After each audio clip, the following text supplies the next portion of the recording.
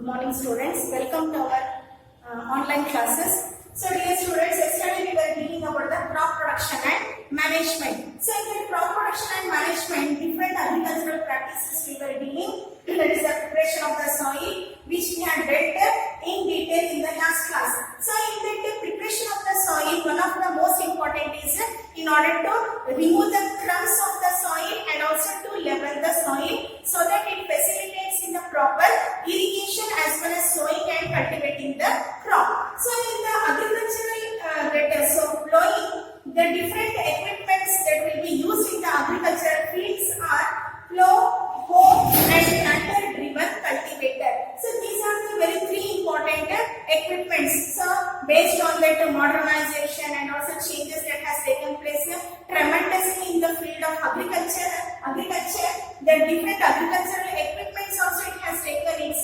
different methods. So, the three important equipments that we are using even till today also, that is the plow, hoe and the tractor-driven cultivator. So, we shall see these pictures and you will come to know how it will be helpful in the agricultural practice in order to plow the soil, in order to level the soil as well as in order to remove the crumbs of the soil. So children, here you can see the diagram of the plow. So it has got one plowshare and this is known as the plow shaft. So this plow, it is being used since ancient times for tilling the soil, adding fertilizer to the crop, removing the weeds and turning the soil. This is made of wood and is drawn by a pair of bulls or other animals or horses or the camel. So this wooden shaft, it will be made to rest on the neck of the bull and this is the main part of the plow that actually helps in the plowing of the soil and to remove the crumbs as well as the cramps of the soil. So here you can see it contains a strong triangular iron strip called the plowshare. So this is the plowshare. The main part of the plow is a long log of wood which is called the plow shaft. There is a handle at one end of the shaft, the other end, this is the handle, and the another end is attached to a beam which is placed on the bull's neck. One pair of bulls and a man can easily operate the plow. The indigenous wooden plow is increasingly being replaced by iron plows nowadays. So hope you have understood. So we shall see the next tool, that is the hoe. So now here you can see the another tool, that is the hoe. So here this is called as the bend plate and this is the grip, and here this is the long handle, bend plate as well as the beam. So this hoe, it is also a simple tool which is used for removing weeds and also for loosening the soil. It has a long rod of wood. So this you can see here, a long rod of wood or iron. A strong, broad and bent plate of iron, it is fixed at one end of the rod. A strong, broad and bent plate of iron, it is fixed to one of its ends and works like a blade. It is also pulled by the animal. So hope you are very familiar with this tool. Now let us see the third agricultural tool, that is the cultivator driven by the tractor. So this is the third method of third type of the agricultural tool, that is the tractor driven cultivator driven by a tractor. So here you can see a very huge, very heavy iron plates are there. So nowadays plowing is done by tractor driven cultivator. The use of cultivator actually it saves the labor as well as time.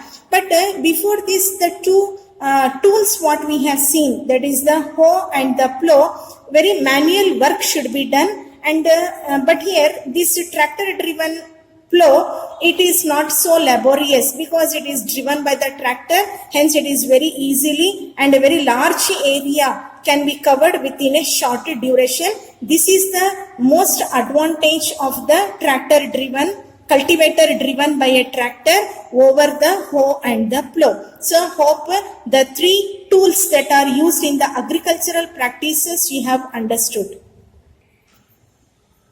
Here you can see very huge iron plates are there. So they are very close to the proximity of the soil. They will help to plow the soil, as well as they will help to level the soil, and also to open and loosen the soil crumbs, thereby leveling the soil. And this makes a very good preparation of the soil for the next step, that is the sowing of the seeds.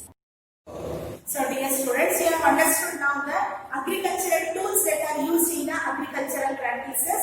So the next step in the agricultural practice is the sowing of the seeds. So sowing of the seed also plays a vital role that reflects the harvesting and also the crop production, and the quantity and the quality of the crop production also. So for the sowing of the seeds, the first important step the farmer has to take into consideration, it is that the seed quality should be very good enough. That is the seed quality, it should be of utmost important, and also it should be of a very good great quality seed should be chosen.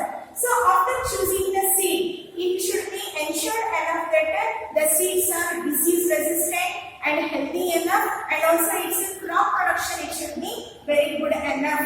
So after selecting the grade, that is the seed grade, and also the quality of the seed, the next step is in order to separate the diseased or the damaged seeds from the healthy seed. So one of the important primary step or the very simple method in order to separate the damaged seeds from that of healthy seed is that it should be mixed with the water. So when it is mixed with the water, the damaged seeds actually they will become very hollow enough.